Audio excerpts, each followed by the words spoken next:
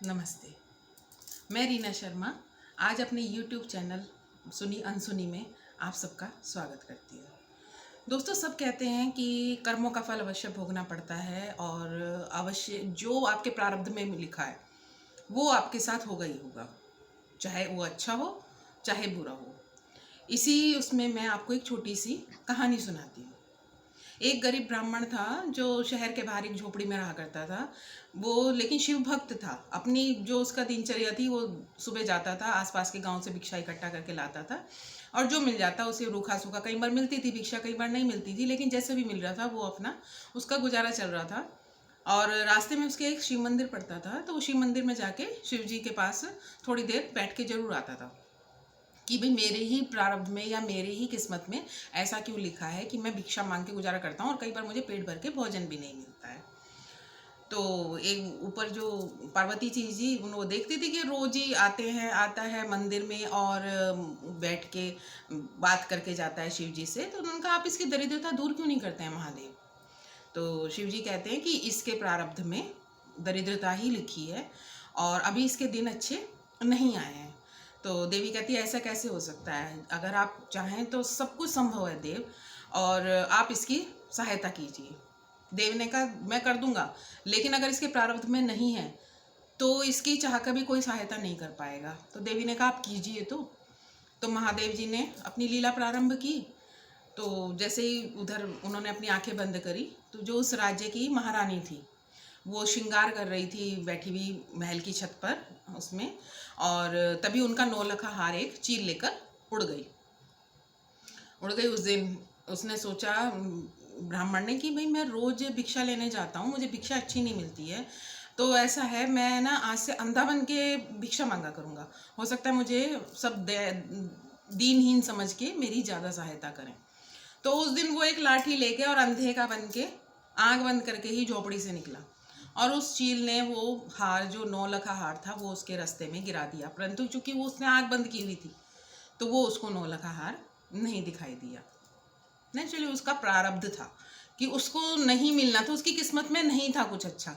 तो उसी दिन उसको दिमाग में आया कि मैं आज आंखें बंद करके या मैं अंधे की एक्टिंग करके मैं भिक्षा मांगने जाऊं। तो जब ये सब सीता वो देख रही थी, पार्वती जी को ये देख के बड़ा आश्चर्य हुआ कि महादेव सही बोले थे कि इसकी किस्मत में नहीं है। तो वो चला गया और भिक्षा मांगने चला गया। वापसी में उस दिन उसको कोई भिक्षा नहीं मिली। तो वापसी में वो मंदिर में बैठ के महादेव जी से कहने लगा कि महादेव, और कोई कोई दिन ऐसे जाता है कि मुझे भरपेट भोजन भी नहीं मिलता, तो आप क्यों नहीं मेरी इसका समस्या का निवारण करते हैं? तो महादेव ने कहा कि तेरे प्रारब्ध में इतना ही है, एक वक्त की रोटी। तो उसने कहा, मुझे आप, मेरे जितना प्रारब्ध में है ना मुझे आप दे दो। उसने कहा, फिर पूरी उम्र क्या करेगा? उसने कहा, मुझे नहीं जीनी ऐसी रोज एक एक रोटी खा के, और जितना मैं चाहता हूँ कि मैं एक दिन भरपेट भोजन अपनी तृप्ति से करके मरूं, और मुझे आप जितना मेरे प्रारब्ध में है, मेरी जितने दिनों में आगे जितनी ज़िंदगी बची है उसमें जितना लिखा है आप मुझे आज दे दो, मैं ताकि भरपेट मन से तृप्त होकर खाना खाऊं, उसके बाद मेरी ज़िंदगी रहे तो ना रहे। तो महादेव जी ने कहा कि ठीक है, जैसे तुम्हारा मन।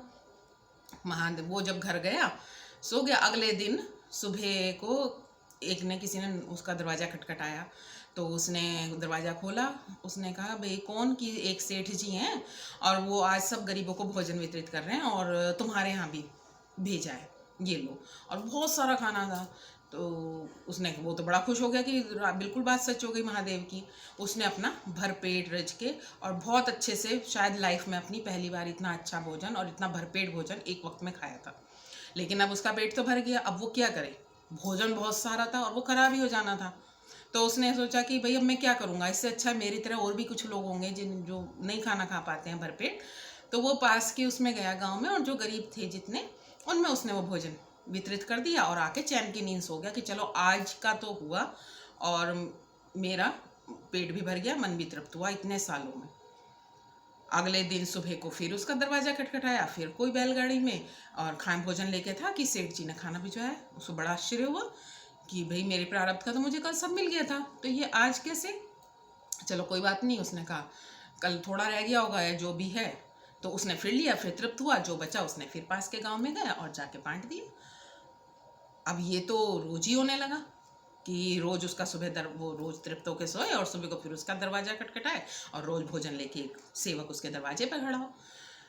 वो बड़ा आश्चर्य हुआ। वो गया महादेव जी के मंदिर में। उसने कहा महादेव ये क्या लीला है, आपने तो कहा था मेरे जो उसमें है प्रारब्ध में, उसमें सिर्फ एक वक्त का खाना है, वो भी एक रोटी, और मैंने आपसे कहा कि जितना मेरे प्रारब्ध में आप मुझे दे दीजिए, आपने दिया, मैंने खाया, मैं तृप्त हुआ, तो फिर अब रोज मेरे भाग्य में इतना अच्छा खाना या रोज पेट भर के सोना कैसे आ गया। तो महादेव जी हंसने लगे और कहने लगे कि ऐसा है, तेरे प्रारब्ध का तुझे पहले दिन मिल गया था सारा भोजन जितना तूने तेरे कर्मों में था, लेकिन तूने उसमें से थोड़ा सा खाया, जो बचा उसे बांट दिया। तो जिन लोगों में तूने बांटा उस दिन जो उनके कर्म का भोजन था वो तेरे हिस्से की गठरी में आ गया, तो अगले दिन तुझे वही भोजन प्राप्त हुआ।